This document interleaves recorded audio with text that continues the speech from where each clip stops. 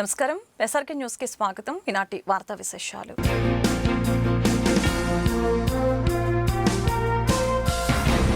Guntur లక్ష్మీపురంలోని mother Teresa విగ్రహం నుంచి lodge సెంటర్లోని Ambedkar విగ్రహం వరకు మంగళవారం టీడీపీ నిరసన ప్రదర్శన చేపట్టింది. రాజధాని మహిళల పట్ల అనుచిత వ్యాఖ్యలు చేసిన కృష్ణంరాజుతో పాటు డిబేట్ నిర్వహించిన ఛానల్పై చర్యలు తీసుకోవాలని ఈ సందర్భంగా టీడీపీ మహిళలు డిమాండ్ చేశారు. మహిళలు గౌరవించబడిన ప్రాంతంలోనే అభివృద్ధి జరుగుతుందనే విషయాన్ని ప్రతి ఒక్కరూ గుర్తించాలని హితో పలికారు.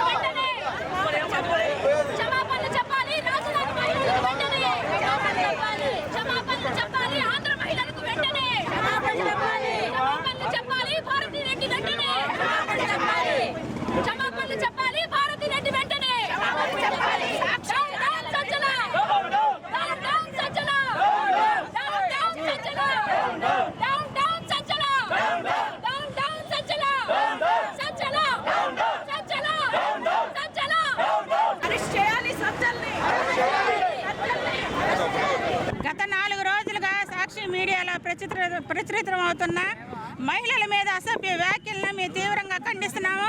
ఎందుకంటే రాజధాని ప్రాంతం అంతా ఎక్కువగా దళితులు నివసించే ప్రాంతం. మరి దళిత మహిళలను ఒక వేశ్యలుగా చిత్రీకరించి మరి ఒక శాడిస్టులుగా చిత్రీకరించి ఈరోజు మాట్లాడే మాటలు మేము తీవ్రంగా ఖండిస్తూ వెంటనే సజ్జల నిన్న మాట్లాడుతున్నాడు. ఈరోజు ఆ సజ్జలను గాడిగా వెంటనే అరెస్ట్ చేయాలి. కృష్ణంరాజుని వెంటనే అరెస్ట్ చేసి తగిన శిక్ష విధించాలని మేము డిమాండ్ చేస్తున్నాము. మా ఆంధ్రప్రదేశ్ రాష్ట్ర ప్రజలందరూ ఈరోజు ఎంతో బాధపడుతున్నారు. మరి మహిళలకు చేస్తున్న అన్యాయాల అక్రమాలని మీరు వెంటనే శిక్షించాలని మేము రాష్ట్ర హోంమంత్రిని మరి మహిళా కమిషన్ ఈ సందర్భంగా మేము కోరుకునేది ఒక్కటే, ఆ సజ్జలగాడు ఎక్కడున్నా కానీ వాడిని తీసుకురావాలి.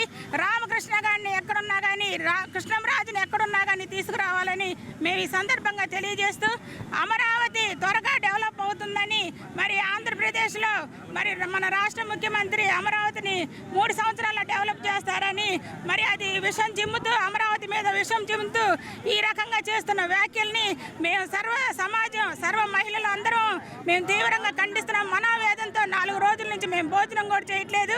అమరావతి మహిళలకు వెంటనే క్షమాపణ చెప్పాలి. భారతీరెడ్డి ఒక సాక్షి ఛానల్ నడుపుతుంది. ఒక మహిళ అయ్యండి భారతీరెడ్డి సాక్షి ఛానల్లో ఇటువంటి ప్రచారం చేయడం దుర్మార్గకరం. ఆమె వెంటనే సాక్షి ఛానల్ని మరి సాక్షి పేపర్ని మూసివేసుకొని ఇంట్లో కూర్చోవలసిందిగా మేము కోరుతున్నాము.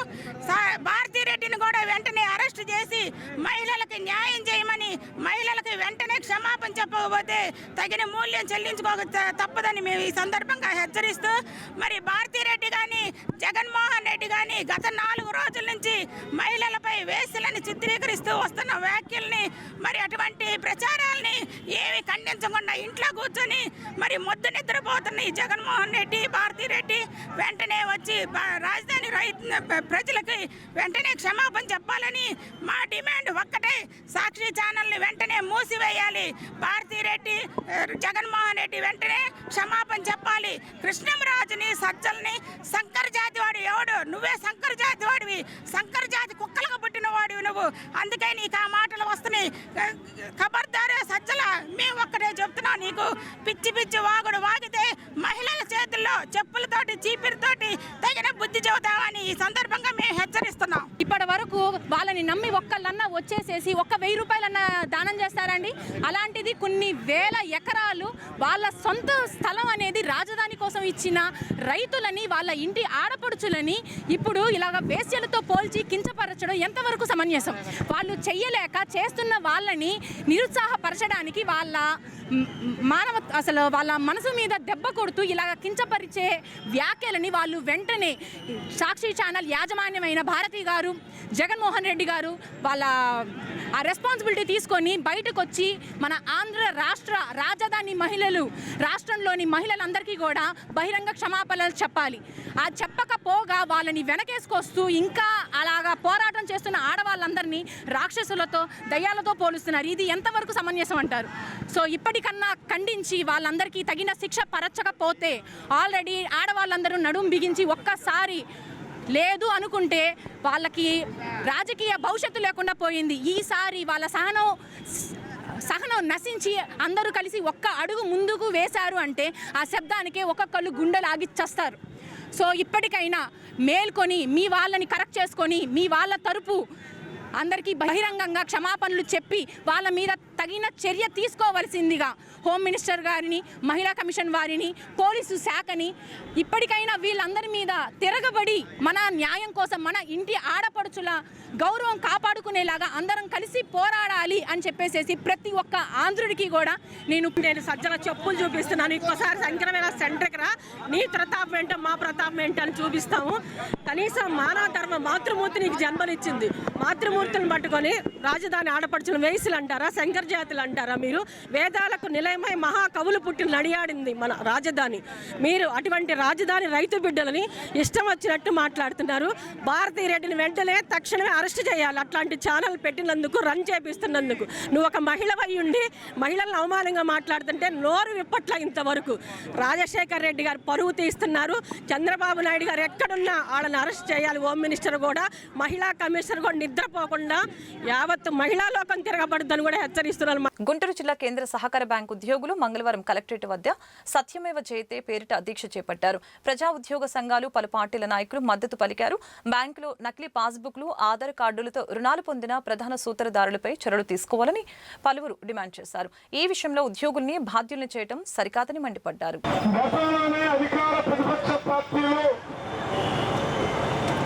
అనేక రకాలైనటువంటి సమస్యలు చేసుకోవడం అనేది మనం చూసాం.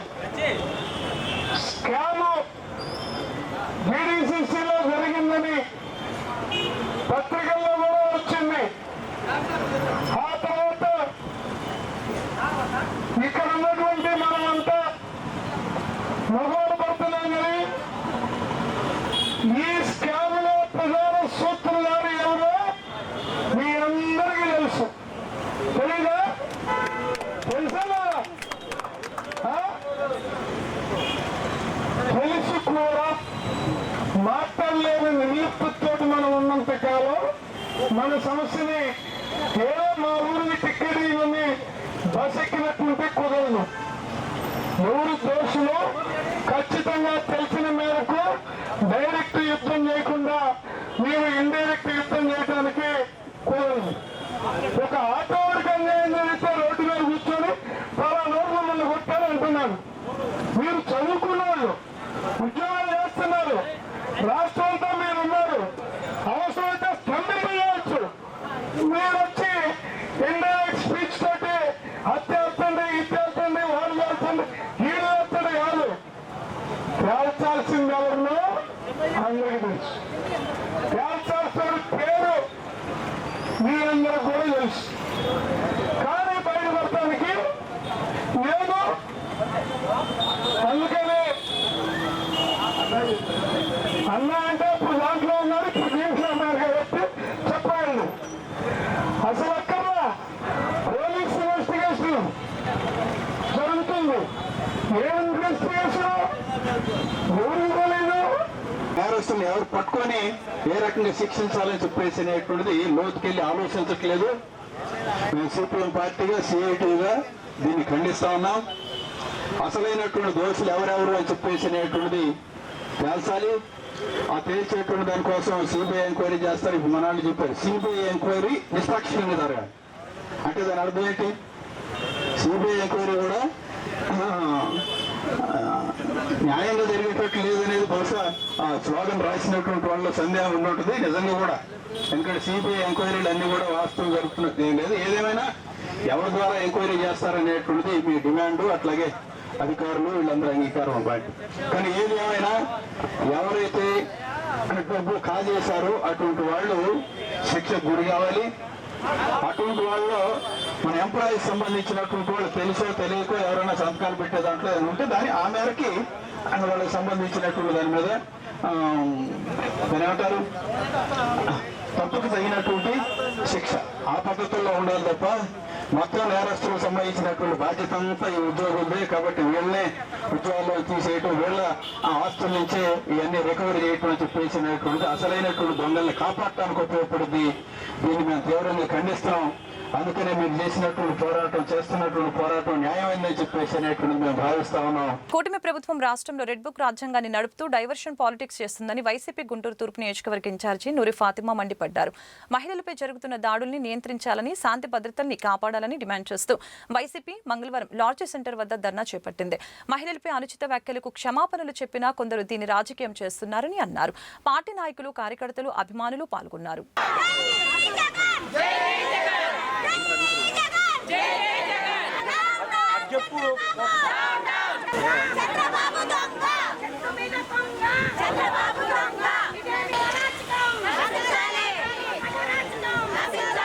అంబేద్కర్ గారి స్టాచ్యూ దగ్గర ఆయన రాజ్యాంగాన్ని అమలు చేయకుండా రెడ్ బుక్ రాజ్యాంగాన్ని అమలు చేస్తున్న ఈ కూటమి ప్రభుత్వం ఏ విధంగా మహిళలకి అన్యాయం జరుగుతుందో, ఏ విధంగా మహిళలకి వాళ్ళు ఏది కూడా పట్టించుకోకుండా ఈ కూటమి ప్రభుత్వం ఉందో వాళ్ళని ఒకసారి నిద్ర లేపి అరే మహిళలు ఉన్నారు ఈ రాష్ట్రంలో అని చెప్పి నిజంగానే దేశ చరిత్రలో కూడా ఎక్కడైనా కూడా బిఆర్ అంబేద్కర్ గారి ఆశయాల్ని ముందుకు తీసుకెళ్ళడానికి, బిఆర్ అంబేద్కర్ గారు రాసిన ఆయన రాజ్యాంగాన్ని ముందుకు తీసుకెళ్ళడానికి మనం అందరం ఇచ్చేస్తుంటాం. కానీ ఇక్కడ మాత్రం రెడ్ బుక్ రాజ్యాంగం ఎవరికి ఇష్టం ఉంటే వాళ్ళని లోపల తీసుకెళ్ళడం, law and order first of all failure. ఎందుకంటే లా అండ్ ఆర్డర్ వాళ్ళ చేతిలో పెట్టుకొని ఆట బొమ్మల్లాగా ఆడుతున్న ఈ పోలీస్ యంత్రాంగం కానీ, లేకపోతే మహిళలని చూడకుండా ఈ పోలీస్ ఎవరిని పడితే వాళ్ళని జైల్లో తీసుకెళ్ళడం కానీ, ఈరోజు మీరు చూసుకుంటే కూటమి ప్రభుత్వం వచ్చిన తర్వాత ఎంతోమంది ఆడపిల్లల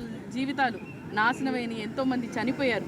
వాళ్ళ గురించి ఎక్కడ పట్టించుకోవట్లేదే ఈ ప్రభుత్వం, వాళ్ళ గురించి ఎక్కడ మాట్లాడట్లేదే. ఏదున్నా కూడా డైవర్షన్ పాలిటిక్స్ మాత్రం చాలా చక్కగా చేస్తారు. అది ఇప్పుడు కూడా రుజువు అవుతుంది. సరే, ఒక సాక్షి రిపోర్టర్ మాట్లాడిన మాటలకి ఆయన క్షమాపణ అడిగారు, ఆయన జైల్లో తీసుకెళ్ళి అదంతా బాగానే ఉంది. కానీ వాళ్ళ ఆఫీసుల మీద వెళ్ళి దాడి చేస్తారు. సాక్షి రిపోర్టర్ మాట్లాడిన దానికి మా అధినేత జగన్మోహన్ రెడ్డి గారికి అలాగే భారతమ్మకి ఏం సంబంధం ఉందని చెప్పి వీళ్ళని క్షమాపణ కోరుతున్నారు. వాళ్ళ మీద అబ్యూజింగ్ మాటలు మాట్లాడుతున్నారు. ముందు మీరు చూసుకోండి, ఒకసారి మీ చరిత్ర చూడండి. మీ కూటమి ప్రభుత్వం కానీ, టీడీపీ ప్రభుత్వం కానీ, చంద్రబాబు నాయుడు గారు కానీ, లోకేష్ గారు కానీ ఏ విధంగా ఆడవాళ్ళ మీద మాట్లాడటం, మీ నాయకులు కానీ రోజా గారి మీద మాట్లాడారు, భారతమ్మ గారి గురించి మాట్లాడారు, అలాగే రజనీ గారి గురించి మాట్లాడారు. ప్రతి ఒక్కళ్ళ గురించి ఎలా పడితే అలా మాట్లాడారు. వాళ్ళ మీద చర్యలు తీసుకోలేదే. ఇప్పుడు దాకా జరిగిన వాళ్ళ మీద, మొన్నగాక నిన్న జరిగిన అనంతపూర్లు లాంటి విషయంలో కూడా మీరు ఎక్కడ చర్యలు తీసుకోలేదే. మీకు దాని మీద దృష్టి లేదు. డైవర్ట్ చేయాలి ఎలాగైనా కూడా. ఇది ఏదున్నా కూడా రాయాల్సింది వైసీపీకే, జగన్మోహన్ రెడ్డి గారికి రాస్తేనే మనకు అంటాల్సిన మట్టి వాళ్ళకి అంటిద్ది అని చెప్పే ఉద్దేశంలో ఈ కూటమి ప్రభుత్వం ఉంది. అందుకోసమే ఎక్కడ పడితే అక్కడికేమో ఆఫీసుల దగ్గరకో వాళ్ళ దగ్గర పంపించి అక్కడ ధర్నాలు చేస్తున్నారు. కానీ నిజంగానే మీకు చిత్తశుద్ధి ఉంటే, మహిళ మీద మీకు గౌరవం ఉందంటే, ఇప్పుడు దాకా జరిగిన అరాచకాల మీద ఒక్కసారి క్లారిటీ ఇవ్వండి. మాకు కూడా ప్రజలకు తెలిసింది. ప్రజల్ని ఒకసారి అడుగుతున్నాను, మీరు చూడండి, ఎక్కడ జరిగిన ఏ అరాచకం జరిగినా ఎక్కడ కూడా ఒక టీడీపీ నాయకుడు కానీ, లేకపోతే కూటమి ప్రభుత్వం కానీ దాని గురించి స్పష్టత ఇవ్వలేదు. కానీ ఒక మీడియాలో మాట్లాడిన మాటకి మాత్రం దేశమంతా రాద్ధాంతం చేయాలనే ఉద్దేశం. చేయండి, అది తప్పని మేము కూడా ఖండిస్తున్నాం. వైఎస్ఆర్సీపీ తరపు నుంచి మేము కూడా ఖండిస్తున్నాం. దానికి ఆయన క్షమాపణ కోరటం కూడా జరిగింది. కానీ ఇక్కడ జరుగుతున్న ఆడవాళ్ళ మీద, అరాచకాల మీద మీరు ఎందుకు గొంతెత్తట్లేదని మేము అడుగుతున్నాం. ఈరోజు మేము అంబేద్కర్ గారి విగ్రహం దగ్గరికి వచ్చి నేను, మాతో పాటు మా వైఎస్ఆర్ కార్యకర్తలు అందరూ ఇక్కడికి రావడం జరిగింది.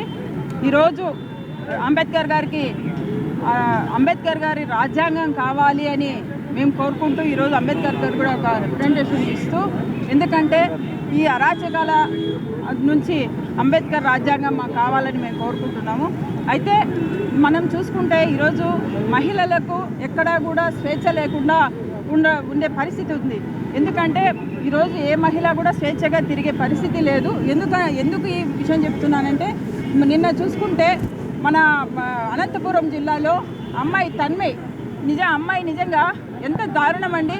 అమ్మాయిని చంపడం, బ్రాంగింగ్ బాటిల్స్తో అమ్మాయి తల మీద కొట్టి చంపడం అనేది నిజంగా ఎంత దారుణం. అదేవిధంగా అదే రోజు అంటే 6 రోజుల ముందు వాళ్ళ పేరెంట్స్ కంప్లైంట్ ఇచ్చారు, మా అమ్మాయి కనపడలేదు అని. అక్కడ పోలీసులు నిర్లక్ష్యంగా సమాధానం చెప్తూ ఆ అమ్మాయిని అంటే ఆ రోజు వాళ్ళ అమ్మాయి ఎక్కడుందని ట్రేస్ అవుట్ చేసింటే ఈరోజు అమ్మాయి బతికేదని మేము ఈ సందర్భంగా తెలియజేస్తున్నాము.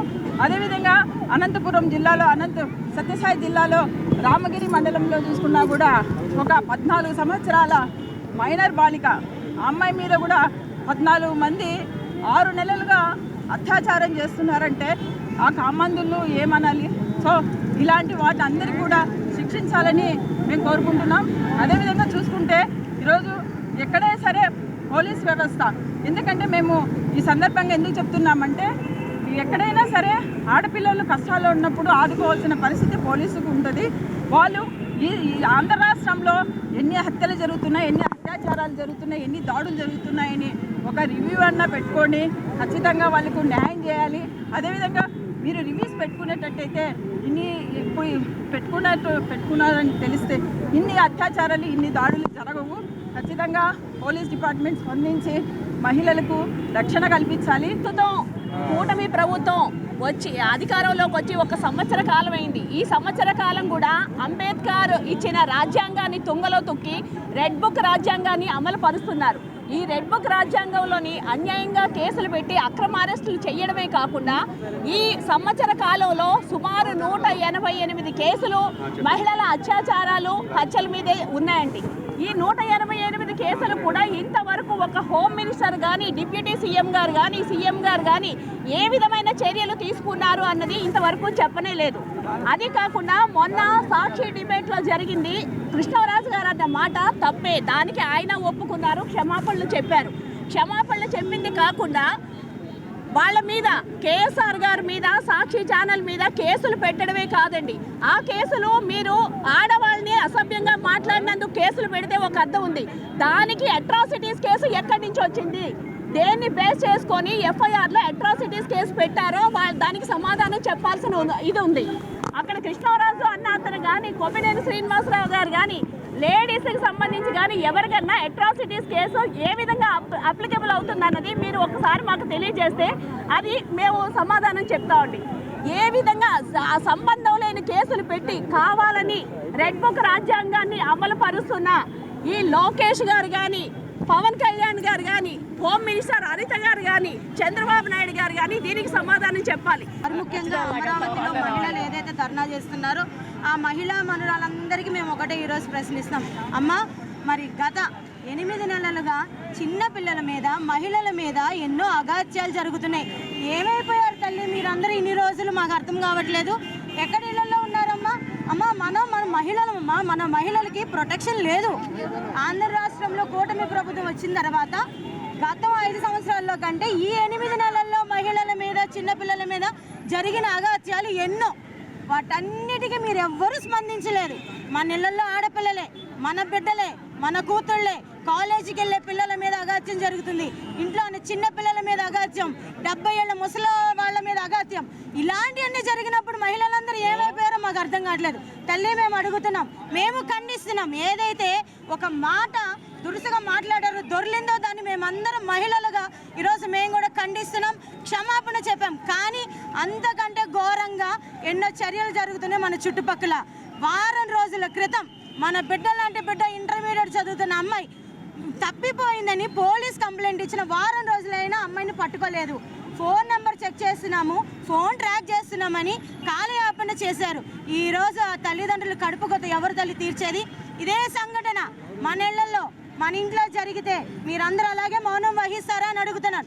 ఎవరైతే ఈరోజు రోడ్డు మీదకి వచ్చి ముఖ్యంగా సాక్షి ఛానల్ మీద మరి ధర్నాలు చేస్తున్నారో, మరి అగాత్యం పాటుపోతుంది వారందరినీ ఈరోజు నేను ప్రశ్నిస్తున్నా. తల్లి, మహిళలందరి మీద జరిగే అగాత్యాలకు కూడా దయచేసి స్పందించండి.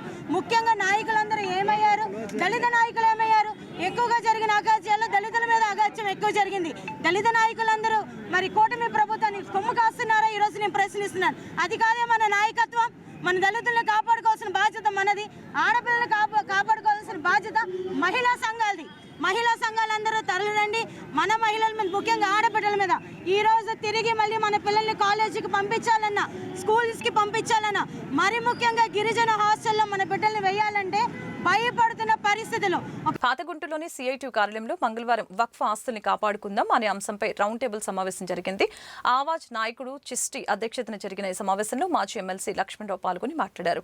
రాజ్యాంగం మైనార్టీలకు భాష, సంస్కృతి, లిపి, విద్యను అభివృద్ధి చేసుకోవడానికి అవకాశం కల్పించిందని లక్ష్మణరావు పేర్కొన్నారు. దానికి అవకాశం హిందువులు కాదు, ఇంకో సిక్కులు కావచ్చు, ఇంకో జైన్లు కావచ్చు, ముస్లింలు తప్పితే ఇంకోళ్ళు చేయటానికి వీల్లేదు. రెండో ఇంకో ముఖ్యమైనటువంటి అంశం ఏంటంటే, ఈ వక్ఫ్ పాలనా దీంట్లో బోర్డుల్లో ఇక నుండి ముస్లిమేతరులను కూడా కనీసం ఇద్దరు నియమించవచ్చు. ఇంతకుముందు లేరు ముస్లిమేతరు, కనీసం ఇద్దరిని నియమించవచ్చు. కనీసం అనే మాట గుర్తుపెట్టుకోండి. కనీసం అంటే ఏంటి?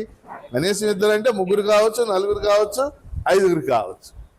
అంటే స్లోగా వక్ఫ్ బోర్డులో కూడా ఇతరులు అంటే ఇక్కడ హిందువులే కదా, వాళ్ళని ప్రవేశపెట్టడానికి అవకాశం ఉంటుంది. అదొక కీలకమైన మాట.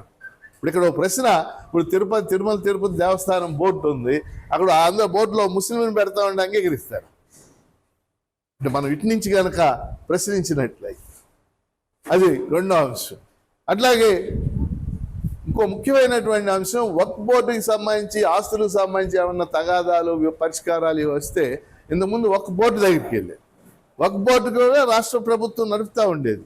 దానికి ఒక CEO ఉండేవాడు, దానికి ఇప్పుడు అలా కాదు. ఈ సంబంధించినటువంటి తగాదాలు, పరిష్కారాలు ఏమొచ్చినా ఎవరి దగ్గరికి వెళ్ళిపోతుంది? డైరెక్ట్గా కలెక్టర్ దగ్గరికి వెళ్ళి. కలెక్టర్ అంటే ఎవరు? రాష్ట్ర ప్రభుత్వం, అంతే కదా. ఏ కలెక్టర్ అయినా రాష్ట్ర ప్రభుత్వానికి కాదని మాట్లాడే కలెక్టర్లు ఉన్నారా? లేరు కదా. అట్లాగే ఇంతకుముందు వక్ఫ్ బోర్డులో ఒక ముస్లిం పార్లమెంట్ సభ్యుడు కానీ, ఒకవేళ ఆ ఏరియాలో పార్లమెంట్ సభ్యుడు కనుక లేకపోయినట్లయితే ఒక ముస్లిం శాసనసభ్యుడు కానీ ఖచ్చితంగా సభ్యుడిగా ఉండి తీరాలి. ఇప్పుడు ఆ నిబంధన తీసేశారు. ఎవరినైనా నియమించవచ్చు. అంటే దాని అర్థం ఏంటి? ఎవరిని నియమిస్తారు? హిందువుని నియమించు. అంటే ఇవన్నీ కూడా ఏం తెలియజేస్తుంది అంటే, స్లోగా ఈ వక్ఫ్ ఆస్తుల మీద వక్ఫ్ బోర్డు యొక్క అధికారాలు తగ్గించేసి అధికారాలన్నీ ఎవరికి బదలాయించబడతాయి? ప్రభుత్వానికి బదలాయి. ఇది సారాంశం. నేను సారాంశం చెప్తే ప్రభుత్వానికి బదలాయిస్తే ఏం జరుగుతుంది? ఇప్పుడు మనం చూస్తున్నాం, మన జిల్లాలో మల్లాయిపాలెం దగ్గర సుమారుగా 233 ఎకరాలు వక్ఫ్ ఆస్తి. అలాగే NRI హాస్పిటల్ వెనకాల 73 ఎకరాలు. అలాగే ఇప్పుడు రెడ్డిపాలెం దగ్గర 100 ఎకరాలు ఎంత ఉంది, 130. ఎంతమంది కళ్ళు ఉన్నాయి దాని మీద? రెడ్డిపాలెం దగ్గర. అంటే మన ఊరు చుట్టే మనకు 3-4 కనపడుతున్నాయి. 500-600 ఎకరాలు, కొన్ని 100 కోట్లు, 1000 కోట్లు విలువ చేసే భూమి. ఇలా ప్రతి నగరంలో, ప్రతి పట్టణంలో కూడా ఉంటాయి. కాబట్టి ఇప్పుడు ఈ ఆస్తులన్నీ కూడా రాష్ట్ర ప్రభుత్వం పరిధిలోకి వెళ్ళిపోతే ఈ ఆస్తులు ఎవరికి ఇస్తుంది? రాష్ట్ర ప్రభుత్వం. అది కూటమి ప్రభుత్వం కావచ్చు, ఇంకోటి కావచ్చు. కూటమి కావచ్చు జగన్మోహన్ రెడ్డి. ఎవరున్నా ఇప్పుడు భూములన్నీ ఎవరికి కేటాయిస్తున్నారో మీకు తెలుసు కదా. భూములు ఎవరికి కేటాయిస్తున్నారు? ఎంత దుర్మార్గంగా భూములను ఆక్రమిస్తున్నారో మనం చూస్తున్నాం కదా. అక్కడ ట్రంప్ అమెరికన్ ఫస్ట్, అమెరికా ఉద్యోగాలు అమెరికన్స్కే ఇవ్వాలి, వలసవాదులతో వెళ్ళిపోవాలి అనే నినాదంతో అక్కడ మెజారిటీ ఓట్లు తెచ్చుకొని అధికారంలోకి వస్తున్నాడు. ఇక్కడ మోడీ కూడా గత 10-12 సంవత్సరాల నుంచి మనం గమనిస్తే భారతదేశం అంటే హిందూ దేశం అని, హిందువుల ప్రాధాన్యత పెరగాలని, హిందూయేతరులని ఇబ్బంది పెట్టాలనేటువంటి పదే RSS భావజాలాన్ని పెంచి పోషిస్తూ, మరోవైపున CBIని, ఈడీని, ఐటీని వీటన్నిటిని ఒక ఆయుధాలుగా వాడుకుంటూ అవినీతి పరులైన ప్రతిపక్ష ముఖ్యమంత్రులని వాళ్ళందరినీ భయపెడుతూ, అవసరమైతే జైల్లో పెడుతూ ఒక అరాచక పాలన జరుగుతూ ఉంది.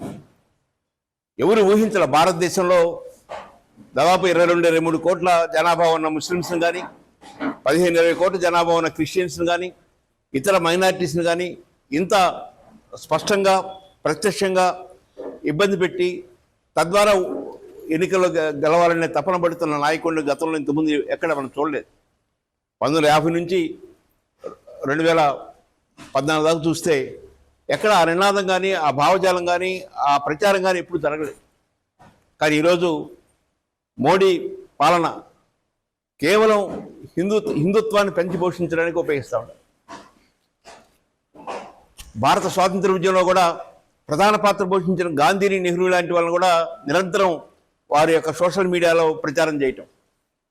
అసలు నెహ్రూ హిందువు కాదు, వాళ్ళ ముత్తాతలు వాళ్ళంతా ముస్లిమ్స్ అని, గాంధీ అవినీతిపరుడనో రకరకాలుగా విష ప్రచారం చేయటం. అసలు వల్లభాయ్ పటేల్ ఉంటే అఖండ భారతదేశం కొనసాగేదనం, ఇలాంటివి ప్రచారం పెద్ద ఎత్తున సోషల్ మీడియాలో వారి యొక్క ఆర్ఎస్ఎస్ కార్యకర్తలతో చేస్తూ ఉంటారు. ఈ నేపథ్యంలోనే ఈ వక్ఫ్ బిల్లు మీద కూడా వారి యొక్క రాద్ధాంతం. మన రాష్ట్రంలో నారా చంద్రబాబు నాయుడు కానీ, పవన్ కళ్యాణ్ కానీ గతంలో మాట్లాడే తీరుకి ఈరోజు మాట్లాడుతున్న తీరుకి చాలా తేడా కనపడుతుంది. ముఖ్యంగా నారా చంద్రబాబు నాయుడు కూడా 53 రోజులు జైలుకి వెళ్ళిన తర్వాత, ఆ జైలు రుచి చూసిన తర్వాత ఆ భయం ఎక్కువైపోయి ఈరోజు సెంట్రల్ గవర్నమెంట్కి ఎంత అనుకూలంగా ఉంటే అంత అనుకూలంగా ఉండాలనే భావన వచ్చేస్తుంది. బిల్లు పెట్టగానే వెంటనే మద్దతు ఇవ్వటం, కనీసం కొన్ని కండిషన్స్ పెట్టడం కానీ, కొంత చర్చ జరపడం కానీ కూడా లేదు.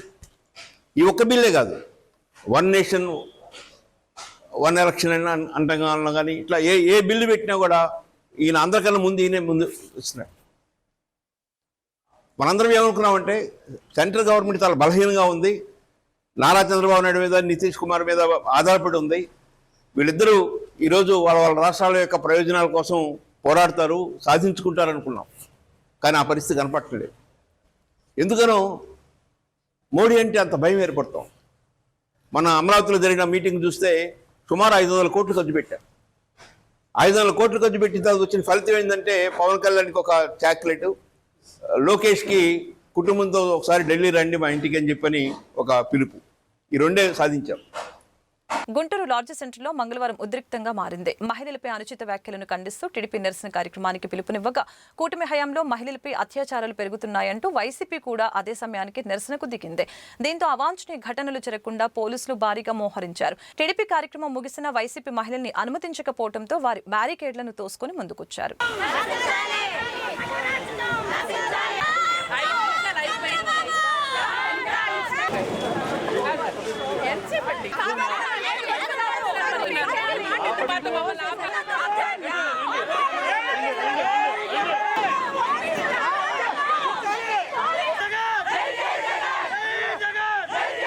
ఎన్నికల్లో ఇచ్చిన హామీలకు అనుగుణంగా మహిళలకి ఉచిత బస్సు పథకం ఆగస్టు 15వ తేదీ నుంచి అమలు చేసేందుకు ఏర్పాట్లు చేస్తున్నామని RTC regional chairman Sannapureddy Suresh వెల్లడించారు. గుంటూరు పర్యటనకు వచ్చిన ఆయన ఆర్టీసీ బస్టాండ్లో తనిఖీలు నిర్వహించారు. వర్షాకాలంలో ఉద్యోగులు ఇబ్బందులు పడుతున్నారని, త్వరలో పూర్తి స్థాయిలో మౌలిక సదుపాయాలు కల్పిస్తామని చెప్పారు. జిల్లాలో ఆర్టీసీ ఆక్యుపెన్సీ రేటు 75 ఉందని తెలిపారు. గత ప్రభుత్వం ఆర్టీసీని విలీనం చేసి సంస్థను నిర్వీర్యం చేసిందని ఆరోపించారు. 3000 మంది ఆర్టీసీలో సిబ్బంది కొరత ఉందని, త్వరలోనే భర్తీ చేస్తామని ప్రకటించారు. కూటమి అధికారంలోకి వచ్చిన తర్వాత రహదారుల్ని అభివృద్ధి చేసి కొత్త బస్సుల్ని ప్రవేశపెడుతుందని వెల్లడించారు. ఈరోజు గుంటూరుకు సంబంధించినటువంటి ఈ జిల్లాలో ఈ ప్రధానమైనటువంటి ఈ 1 డిపో 2 డిపో ఇక్కడ పరిస్థితులన్నిటి కూడా పరిశీలించడం జరిగింది. ప్రధానంగా గ్యారేజీల్లో మన 1 డిపో 2 డిపోలో కొంత వర్షం వచ్చినప్పుడు నీరు నిలుస్తుందనేటువంటి విషయం నా దగ్గర ఎంప్లాయీస్ చెప్పడం జరిగింది. దానికి కావాల్సినటువంటి కొన్ని యంత్ర పరికరాలని మా వైపు నుంచి ఇచ్చి నీళ్లు బయటికి తోడేయడానికి కావాల్సినటువంటి వ్యవస్థ తయారు చేద్దామని ఒక ప్రపోజల్ మేము అనుకోవడం జరిగింది. అది బోర్డులో కూడా అప్రూవల్ చేస్తాం. బై అండ్ లార్జ్ నేను చూసి వచ్చినప్పుడు ప్రయాణికులు అందరితో కూడా నేను మాట్లాడడం జరిగింది. అదే రకంగా బస్సుల్లో ఉన్నటువంటి క్లీనింగ్ ఏ రకంగా ఉందని కూడా చూడడం జరిగింది. ఈ రకంగా మొత్తం మనం అట్లే ఈ చార్ట్ కూడా ప్రిపేర్ చేసినటువంటి చార్ట్ కూడా నేను చూడడం జరిగింది. ఈ జిల్లాలో ఆర్టీసీ ఏదైతే మనకు ఆక్యుపెన్సీ రేటు కూడా 75% దాకా ఉంది. అందువల్ల ఆర్టీసీ మంచి పురోగతిని ఉంది ఈ జిల్లాలో, గుంటూరు జిల్లాకు సంబంధించి. అయితే గత ప్రభుత్వంలో చాలా ఇబ్బందికరమైనటువంటి పరిస్థితులు ఎదుర్కొన్నది ఆర్టీసీ. గత ప్రభుత్వం ఆర్టీసీని ఎప్పుడైతే ప్రభుత్వంలో విలీనం చేసుకున్న తర్వాత దాన్ని కావలసినటువంటి చర్యలు ఏదైతే ఉన్నాయో వాటిని తీసుకోకపోవడం అనేటువంటిది పూర్తిగా నష్టదాయకమైంది. మరొక వైపున రోడ్లు పూర్తిగా గుంటలమయమైపోయి వాటిని పట్టించుకోకుండా పోవడం, మూడో ప్రధానమైనటువంటి విషయం ఏంటంటే ఆర్టీసీని గవర్నమెంట్లో కలిపిన తర్వాత ఉద్యోగస్తుల యొక్క పరిస్థితుల గురించి వాళ్ళ సమస్యల గురించి పరిష్కారం చేయకపోగా ఉన్నటువంటి ఆర్టీసీని అనేక బస్సు డిపోలు, ఉదాహరణకి విజయవాడ, గుంటూరు, నెల్లూరు ఇలాంటి ప్రముఖమైనటువంటి స్థలాలను కూడా వాళ్ళు దీన్ని ప్లెడ్జ్ చేయడం జరిగింది ఒక రకంగా. ఆ రకంగా చేసినందువల్ల ఆర్టీసీకి సంబంధించి డెవలప్మెంట్ అంతా కూడా ఆగిపోయింది. కొత్త బస్సులు కొనుగోలు చేయడం కానివ్వండి, అదే రకంగా రిక్రూట్మెంట్ ఆగిపోయింది. మాకు ఎంప్లాయ్మెంట్ ఇవాళ 3,000 మంది ఆర్టీసీలో ఎంప్లాయీస్ కొరత ఉంది. డ్రైవర్స్ కానీ, కండక్టర్స్ కానీ, ఆఫీస్ స్టాఫ్ కానీ, సెక్యూరిటీ కానీ రకరకాలుగా. ఈ రకంగా ఆర్టీసీని ఒక రకంగా గాలికి వదిలేసినటువంటి పరిస్థితులు వచ్చినాయి. కానీ ఇప్పుడు కూటమి ప్రభుత్వం వచ్చిన తర్వాత బస్సులు ఏదైతే పోయినా ఆ రోడ్లు బాగులేక ప్రయాణికులు ఇబ్బంది పడినటువంటి ఆ బస్సుల స్థానంలో కొత్త బస్సులని ప్రవేశపెట్టడం జరిగింది. 10 లక్షలు 15 లక్షలు తిరిగినటువంటి ఎక్స్ప్రెస్ బస్సులు అయితే 10 లక్షలు, మనం పల్లె వెగులు అయితే 15 లక్షలు తిరిగినటువంటి బస్సుల స్థానంలో సుమారుగా ఇప్పటి వరకు ఒక 1900 బస్సులని కొత్త బస్సులు కూడా రావడం జరిగింది ఈ సంవత్సరంలో. ఇవన్నీ ఒక ఎత్తు అయితే మనకు ఆర్టీసీకి ప్రధానంగా డీజిల్ ఏదైతే రేట్లు పెరిగినందువల్ల నష్టదాయకంగా ఉన్న పరిస్థితుల్లో కేంద్ర ప్రభుత్వం మన చంద్రబాబు నాయుడు గారు, పవన్ కళ్యాణ్ గారి యొక్క రిక్వెస్ట్ పైన కేంద్ర ప్రభుత్వం కూడా ఒకవైపున ఆర్టీసీ యొక్క ఖర్చులు తగ్గించాలి, పొల్యూషన్ కంట్రోల్ చేయాలి, దానికోసంగా ఎలక్ట్రికల్ బస్సులని అదే రకంగా ఏదైతే తీసుకురావడానికి కోసంగా పెద్ద ఎత్తున ప్రయత్నం చేశారు. అవి కూడా త్వరలో రాబోతున్నాయి. సిటీలకి ముందుగా అంటే గుంటూరు, విజయవాడ, లేకపోతే వైజాగ్, నెల్లూరు, తిరుపతి ఇలాంటి వాటికి మొదటి దఫాగా ఒక 700 కొత్తగా ఎలక్ట్రికల్ బస్సులు రాబోతున్నాయి. దాని తర్వాత కూడా మరలా ఒక 3,500 బస్సులు కూడా కొత్తగా మనకి రాబోతున్నాయి. ఇవి ఏంటంటే దానికి కావాల్సిన ఇన్ఫ్రాస్ట్రక్చర్ డెవలప్ చేయాల్సినటువంటి అవసరం ఉంది. ఆ రకంగా మేము ఆగస్టు 15 నాటికి మా యొక్క మేనిఫెస్టోలో భాగంగా చంద్రబాబు నాయుడు గారు మా యొక్క కూటమి ప్రభుత్వం ఇచ్చినటువంటి మాటను నిలబెట్టుకుంటూ మహిళలకి మేము ఏదైతే ఫ్రీ బస్ ఇవ్వడానికి కూడా మేము సిద్ధమవుతున్నాం. ఆ రకంగా ఆంకాల్ డ్రైవర్స్ని తీసుకోవడం కానీ, ఈ రకంగా ఏదైతే మాకు ఉన్నటువంటి కొరతలన్నింటినీ కూడా తీర్చుకొని మేము ప్రజలకు ఇచ్చినటువంటి వాగ్దానాలను ఒక్కొక్కటి నిలబెట్టుకోవడానికి ప్రయత్నం చేస్తున్నాం. ఈ వార్తలు ఇంతటితో సమాప్తం. మరొక బులెటిన్ మళ్ళీ కలుద్దాం. నమస్కారం.